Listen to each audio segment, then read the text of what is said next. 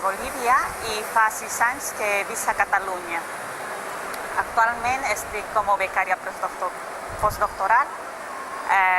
La meva tasca constitueix, per una part, donar docència, tutoritzar els treballs als alumnes i, per l'altra part, fer recerca. Participo en projectes d'investigació i ara, concretament, un dels projectes que també estic és en la formació docent. Aquest projecte consisteix en que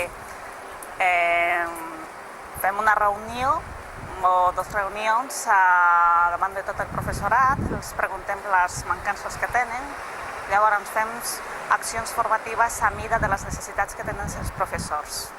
Busquem la financiació i una vegada que ens accepten, organitzem aquests cursos. La veritat que tota l'activitat docent té el seu atractiu.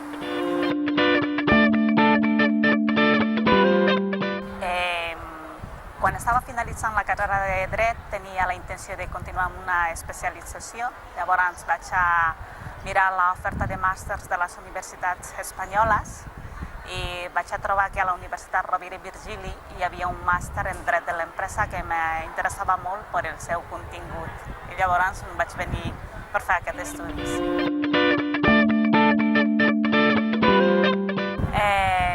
No, es podria dir que no tant.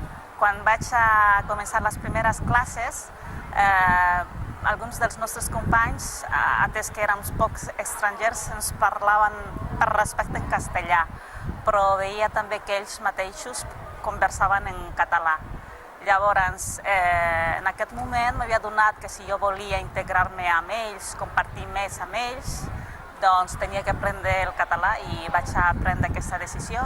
Primer em vaig matricular al Consorci de Normalització Lingüística de Reus, després vaig a continuar els estudis al Servei Lingüístic. Per perdre la vergonya, la por, els vaig demanar als meus companys que em parlin en català. I em van parlar i això m'ha favorit molt i encara penso que estic aprenent a parlar-ho.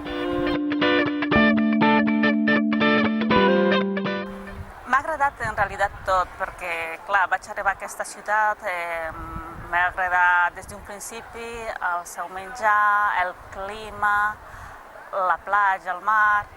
Pensa que a la meva ciutat estem a una altura de més de 3.000 metres sobre el nivell del mar i ara aquí visc a 117 metres, crec, sobre el nivell del mar. O sigui, hi ha un canvi i es podria dir que per a mi és com un privilegi estar en un lloc on cada estiu puc anar a la platja.